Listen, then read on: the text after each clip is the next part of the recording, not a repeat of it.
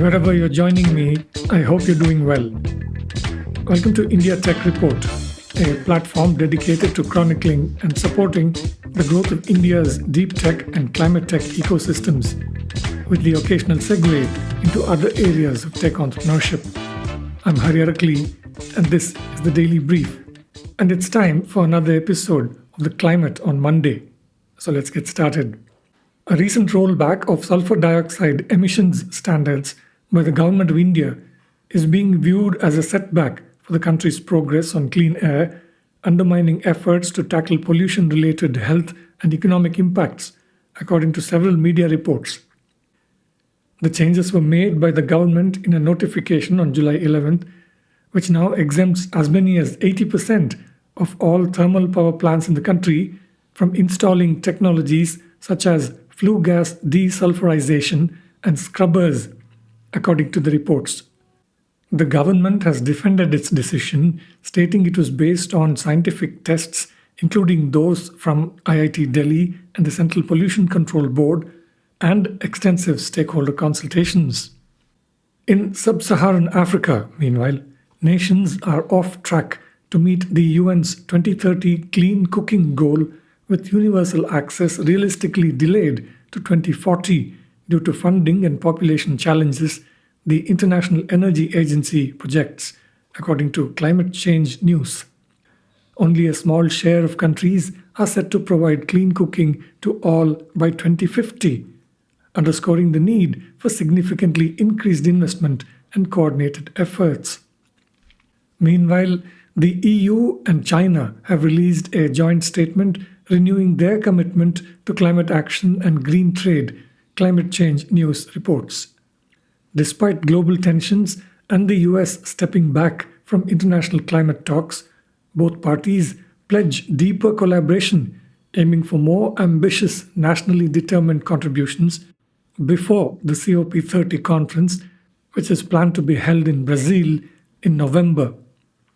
And the Inter-American Development Bank has initiated a $1 billion Amazon bond scheme to drive funding toward conservation and sustainable development projects in the Amazon region, Green Central Banking reports.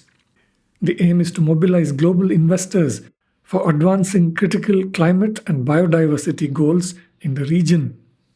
Staying with corporate finance for one more headline, a new standard released by Science Based Targets Initiative, a leading evaluator of corporate climate targets, requires banks and investors to halt financing fossil fuel power projects, Climate Change News reports. This includes new coal projects now and for oil and gas expansion by 2030 in order to be aligned with the 1.5 degree centigrade pathway. More than 130 financial institutions have signed up, signaling increased climate credibility requirements for the sector. Okay, one headline on a tech breakthrough. Avalanche Energy, a Seattle-based nuclear fusion venture, recently operated its desktop fusion machine for hours at 300,000 volts, marking a leap toward practical small-scale fusion, TechCrunch reports. The technology uses intense currents rather than powerful magnets, aiming for compact reactors generating up to several hundred kilowatts. Backed by a $10 million grant for its Fusion Works facility, Avalanche targets profitability by 2028 through radioisotope sales and facility rentals. Moving on to some startup funding and M&A news, Electra, an EV charging venture in Paris, has secured up to 433 million euros in green loans, taking its total funding to 1 billion euros, the company said in a press release. This financing, led by top European banks, will accelerate the rollout of ultra-fast EV charging infrastructure across Europe with a target of 2,200 stations by 2030. The loan demonstrates lender confidence in Electra's business model and growth ambitions, according to the release. Northvolt, an advanced lithium-ion battery systems maker in Sweden, following its recent bankruptcy proceedings, is seeing interest from 5 international bidders to acquire the company, Noran reports. Over 3,000 former staff are being recalled as potential buyers evaluate assets in battery manufacturing and recycling, with the company seen as pivotal to Europe's clean tech ambitions.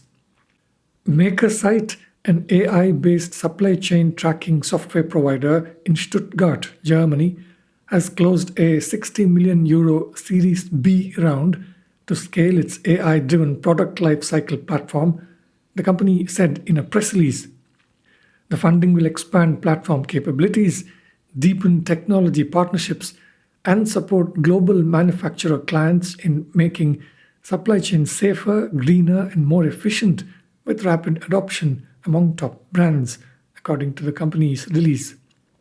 SunSave in the UK has raised £113 million or $151 million in an oversubscribed round split between debt and Series A equity, Mercom Capital reports.